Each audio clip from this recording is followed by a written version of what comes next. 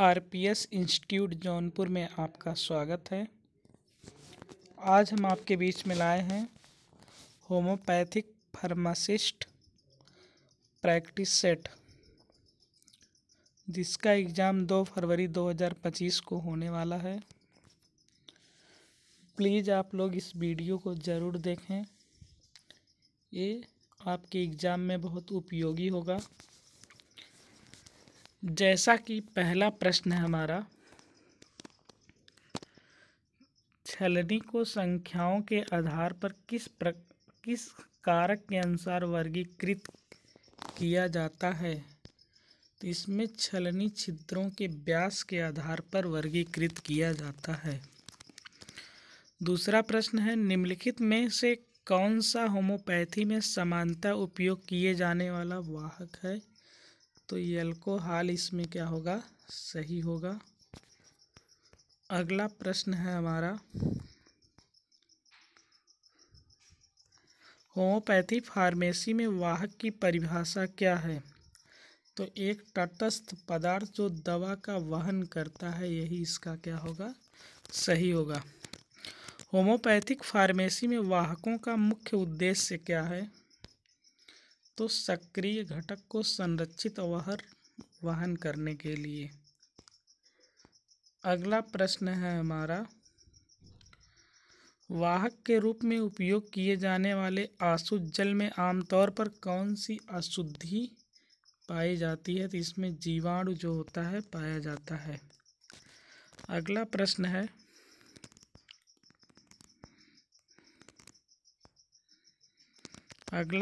है, आइए देखते हैं। होम्योपैथी में बाहरी उपयोग के लिए अक्सर कौन सा वाहक उपयोग किया जाता है? तो वैसलीन इसमें क्या होता है? उपयोग किया जाता है। अगला प्रश्न है, होम्योपैथिक दवाओं जैसे टैबलेट की तैयारी में कौन सा वाहक उपयोग किया जाता है? तो दूध और शक्कर इसमें क्या होता है? उपयोग किया जाता है।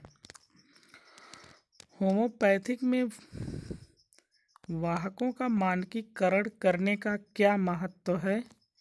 दवा की शक्ति में निरंतरता को बनाए रखना इसका क्या है? महत्व है। अगला प्रश्न है, होम्योपैथी में ट्रिट्यूरेशन तैयार करने के लिए सामान्यतः कौन सी मशीन उपयोग की जाती है? इसमें डी ऑप्शन हमारा क्या होगा? सही होगा, ग्राइंडर। अगला प्रश्न है, वाहन के रूप में उपयोग किए जाने वाले ग्लिसरीन में निम्नलिखित में कौन सी अशुद्धि होती है? तो पानी इसमें क्या होती है? अशुद्धि होती है। ग्लिसरीन का प्रयोग लैब में हम लोग स्लाइड बनाने के लिए भी करते हैं। तरल होम्योपैथिक शक्तियों को तैयार करने के लिए कौन सा वाहक उपयोग किया जाता है? तो अल्कोहल इसमें क्या किया जाता है? उपयोग किया जाता है। अगला प्रश्न है, होम्योपैथिक फार्मेसी में वाहक के रूप में उपयोग किए जाने वाले अल्कोहल में मुख्य रूप से कौन सी अशुद्धि पाई जाती है? तो पानी पाई जाती है। उसके बाद मरहम तैयार करने के लिए कौन सा वाहक उपयुक्त है? तो वैसलीन इसमें क्या है? उपयुक्त है। फिर उसके बाद अगला प्रश्न है हमारा, निम्नलिखित में से कौन सा होम्योपैथिक में उपयोग किए जाने वाला वाहक नहीं है? तो इसमें आर्सेनिक का उपयोग नहीं किया जाता है। फिर अगला प्रश्न है, होम्योपैथी में उपयोग किए जाने वाले वाहकों की शुद्धता सुनिश्चित करने की क्या प्रक्रिया है? तो इसमें मानकीकरण सही होगा। अगला प्रश्न है, होम्योपैथिक फार्मेसी में तरल विलयन तैयार करने के लिए कौन सी मशीन का उपयोग किया जाता है? तो इसमें सक्सेशन मशीन का क्या किया जाता है? प्रयोग किया जाता है। होम्योपैथिक फार्मेसी में उपयोग की जाने वाली वैसलीन में निम्नलिखित में से कौन सी संभावित अशुद्धि हो सकती है? तो इसमें धूल जो होती है ये अशुद्धि होती है। फिर उसके बाद अगला प्रश्न है, होम्योपैथिक फार्मेसी में परकोलेटर का मुख्य कार्य क्या है? तो बी इसमें पदार्थों को से सक्रिय घटक निकालने के लिए परकोलेटर का प्रयोग करते हैं। अगला प्रश्न है, परकोलेटर में कौन सी परत पाउडर के लिए होती है? तो इसमें फिल्टर परत जो होती है वो सही होती है। फिर उसके बाद अगला प्रश्न है हमारा, मैसरेशन में पौधों के पदार्थ को सामान्यतः कितने समय तक विलयन में भिगोया जाता है? तो लगभग 7 दिन तक क्या किया जाता है? भिगोया जाता है। फिर उसके बाद है, परकोलेशन उपकरण को संशोधित करने का उद्देश्य क्या है? तो इसमें पहला ऑप्शन हमारा सही होगा, निष्कर्षण क्षमता बढ़ाने के लिए। उसके बाद अगला प्रश्न है, निम्नलिखित में कौन सा परकोलेटर में उपयोग की जाने वाली समानता परत नहीं है? तो इसमें तापन परत क्या है? नहीं है। उसके बाद मैसरेशन में अधिकतम निष्कर्षण सुनिश्चित करने के लिए विलायक का उपयोग किया जाता है। तो इसमें डी सही है, लंबे समय तक संपर्क में रहने पर इसमें क्या होगा? सही होगा। अगला प्रश्न है, परकोलेशन विधि का मैसरेशन पर प्रमुख लाभ क्या है? जिसमें तेज निष्कर्षण की जो प्रक्रिया होती है वही इसमें क्या होगा? सही होगा। फिर उसके बाद किस प्रकार की टैबलेट को जीभ के नीचे घुलने के लिए डिजाइन किया गया है? तो सबलिंगुअल टैबलेट इसमें क्या होगा? सही होगा। उसके बाद अगले प्रश्न पे हम चलते हैं, टैबलेट्स के लिए डिसइंटीग्रेशन टेस्ट किस चीज़ को मापता है? तो टैबलेट को घुलने में लगने वाले समय को ये क्या करता है? मापता है। अगला प्रश्न है, टैबलेट कोटिंग का मुख्य उद्देश्य क्या है? तो मुख्य उद्देश्य इसका है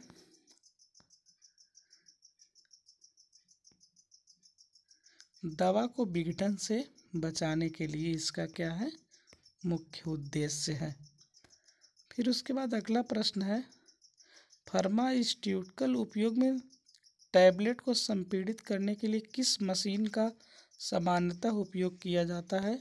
तो इसमें रोटरी टैबलेट प्रेस का क्या किया जाता है? उपयोग किया जाता है। टैबलेट उत्पादन में ग्रेनुलेटर का कार्य क्या है? तो इसमें बी हमारा क्या होगा? सही होगा, पाउडर को ग्रेन्यूल्स बनाने के लिए। उसके बाद अगला प्रश्न है, इम्फरवेस्ट टैबलेट का क्या अर्थ है? इसमें एक टैबलेट जो पानी में घुलने पर क्या छोड़ती है? गैस छोड़ती है। फिर उसके बाद अगला प्रश्न है, टैबलेट निर्माण में बाइंडर्स की क्या भूमिका होती है? इसमें बी घटकों को एक साथ रखने के लिए इसकी मुख्य भूमिका होती है। फिर उसके बाद टैबलेट निर्माण में डिसइंटीग्रेट्स जोड़ने का मुख्य उद्देश्य क्या है?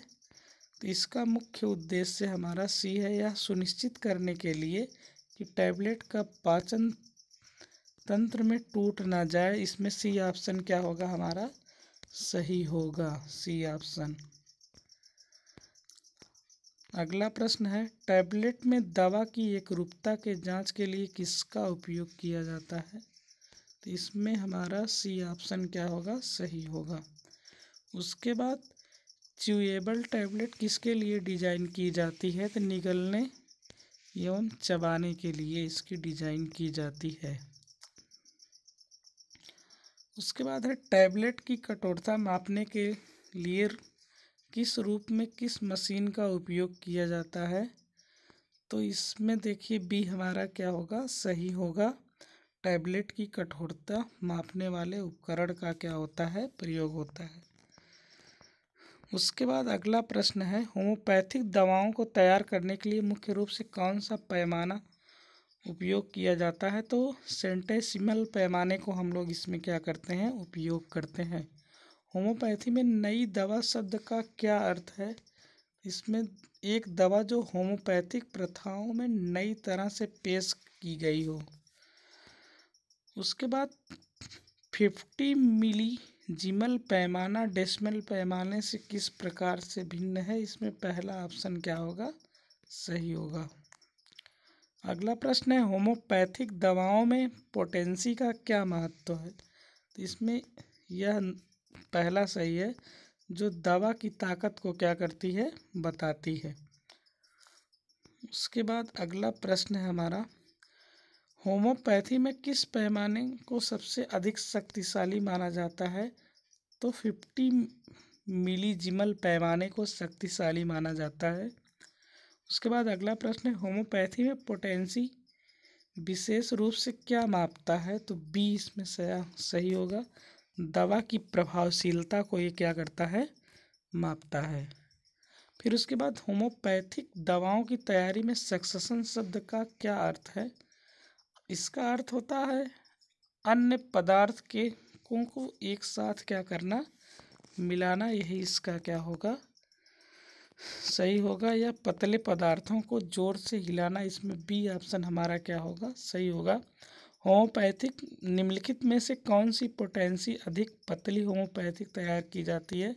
इसमें 200 सी क्या होगा? सही होगा। अगला प्रश्न है, डेसिमल पोटेंसी पैमाने का मुख्य उपयोग क्या है? तो इसमें सी सही होगा। फिर उसके बाद अगला प्रश्न है, निम्नलिखित में कौन सा होम्योपैथिक दवाओं की तैयारी की विधि नहीं है? इसमें फर्मेंटेशन जो होती है ये विधि नहीं है। चलिए अगले प्रश्न पे चलते हैं हम। फार्मास्यूटिकल्स उद्योग में प्लास्टिक कंटेनरों का मुख्य नुकसान इसमें क्या है? इसमें बी सही है। उसके बाद अगला प्रश्न है, इसमें देखिए जो सही होगा, रबर या क्लेजर क्या होगा? सही होगा।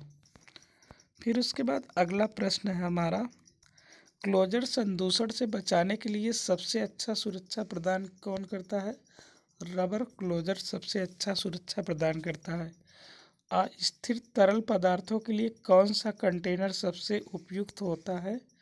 इसमें बी सही होगा, रबर स्टॉपर के साथ कांच का कंटेनर। उसके बाद अगला प्रश्न है हमारा, फार्मास्यूटिकल्स के दीर्घकालिक भंडारण के लिए कैसा कंटेनर चाहिए? तो कांच का कंटेनर इसमें क्या होगा? सही होगा। निम्नलिखित में से कौन सा सिरप का सामान्य उपयोग नहीं है? तो सी इसमें क्या होगा? सही होगा, एंटी डिप्रेसेंट। उसके बाद अधिकांश फार्मास्यूटिकल्स सिरप में मुख्य रूप से होते हैं, तो इसमें चीनी का उपयोग क्या होता है? ज़्यादा होता है। इसके बाद अगला प्रश्न है हमारा, सिरप की गुणवत्ता के नियंत्रण के लिए अक्सर कौन सी विधि उपयोग की जाती है? तो इसमें डी इसमें सभी। उसके बाद निम्नलिखित में से कौन सा चिकित्सा उद्योग के लिए उपयोग किए जाने वाला सिरप का उदाहरण है? तो इसमें होगा चीनी का सिरप, इसमें क्या होगा? सही होगा। अगला प्रश्न है, सिरप की तैयारी में गर्म विधि के दौरान गर्मी की क्या भूमिका होती है? इसमें चीनी को घोलने के लिए सही होगा। होम्योपैथी किस सिद्धांत पर आधारित है? तो ये जैसा इलाज वैसा इलाज पर क्या है? आधारित है। होम्योपैथिक सिरप तैयार करने में कौन सा घटक मुख्य रूप से उपयोग होता है? तो इसमें मदर टिंचर क्या होता है? उपयोग होता है। उसके बाद अगला प्रश्न है हमारा, होम्योपैथिक सिरप में शुगर सिरप का क्या उपयोग होता है? स्वाद सुधारने के लिए इसका क्या होता है? उपयोग होता है, क्योंकि कुछ दवाएं क्या होती हैं? बहुत कड़वी होती हैं। निम्नलिखित में कौन सा औषधियों के लिए सामान्य वाहन है? तो इसमें क्या होगा? पैराफिन होगा। ठीक है, सही ऑप्शन। लैनोलिन का मुख्य विशेषता क्या है? यह एक प्राकृतिक इमल्सिफायर है। यही क्या होगा? सही होगा। उसके बाद अगला प्रश्न, साबुन की विशेषता क्या है? यह आमतौर पर पशु और वसा से क्या होता है? बनाया जाता है। उसके बाद अगला है, कौन सा तेल एंटी इन्फ्लेमेटरी गुणों के लिए माना जाता है? तो इसमें टी ट्री ऑयल होगा सही। अगला प्रश्न है, बाहरी अनुप्रयोगों में ग्लिसरीन का सामान्य उपयोग क्या है? तो इसमें सी होगा, ऑप्शन सही होगा। उसके बाद अगला प्रश्न है, निम्नलिखित में कौन सा सामग्री सॉफ्ट साबुन के उत्पादन में उपयोगी होता है? तो सी होगा पोटेशियम हाइड्रोक्साइड। उसके बाद कौन सा सामग्री शीर्षीय निर्माण की स्थिरता में सुधार करने के लिए समानता उपयोग किया जाता है? तो स्टार्च क्या होता है, उपयोग किया जाता है। उसके बाद अगला प्रश्न है हमारा, बाहरी अनुप्रयोगों में पैराफिन की भूमिका क्या है? तो यह एक अवरोध के रूप में कार्य करता है। सी क्या है इसमें सही है।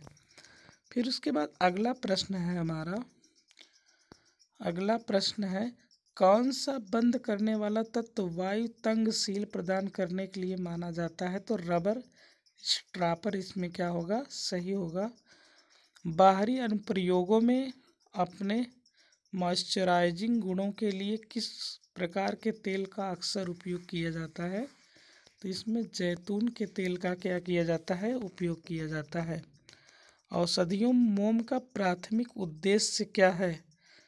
तो मोम का प्राथमिक उद्देश्य होता है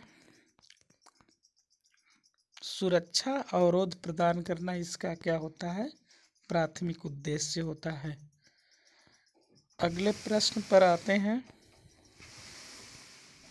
औषधियों में लैनोलीन का कार्य क्या है? तो मुलायम बनाने के लिए इसका क्या करते हैं, प्रयोग करते हैं। निर्माण में संदूषण को रोकने के लिए कौन सा बंद करने वाला तत्व सर्वोत्तम है? तो इसमें रबर स्ट्रापर क्या होगा, सही होगा। निम्नलिखित में कौन सी विशेषता सॉफ्ट साबुन की है? तो सॉफ्ट साबुन जो होता है यह हार्ड साबुन की तुलना में अधिक पानी रखता है, यह इसमें सही होगा। अगले प्रश्न पे आते हैं,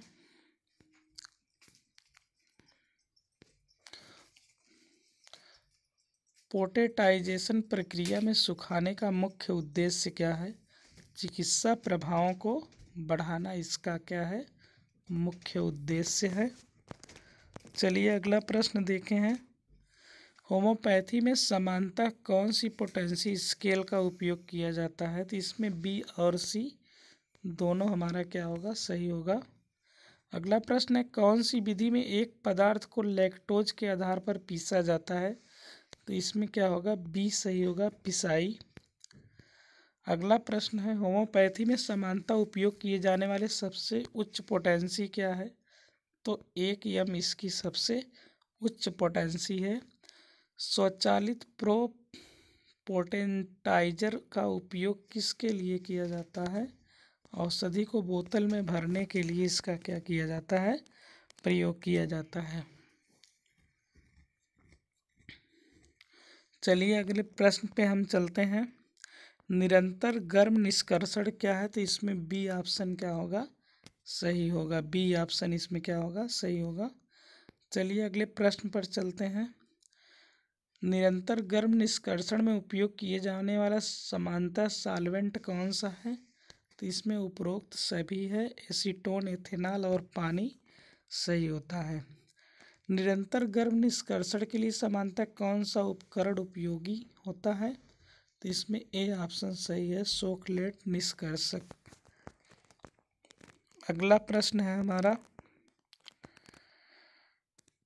निरंतर गर्म निष्कर्षण का उपयोग करके समानता कौन सा निष्कर्षण तैयार किया जाता है? तो टिंचर्स। उसके बाद निरंतर गर्म निष्कर्षण में तापमान की भूमिका क्या होती है? तो इसमें बी ऑप्शन हमारा क्या है, सही है, निष्कर्षण की क्षमता को क्या करना, बढ़ाना। उसके बाद अगला प्रश्न है, कौन सा प्रकार निष्कर्षण विशेष रूप से केंद्रित होता है? तो इसमें सी हमारा क्या होगा, सही होगा। चलिए अगले प्रश्न पे चलते हैं, निरंतर गर्म निष्कर्षण का उपयोग करने का मुख्य लाभ क्या है? तो इसमें सी ऑप्शन हमारा क्या है, सही होगा। उसके बाद निरंतर गर्म निष्कर्षण का उपयोग करके किस प्रकार की सामग्रियों को निकाला जाता है?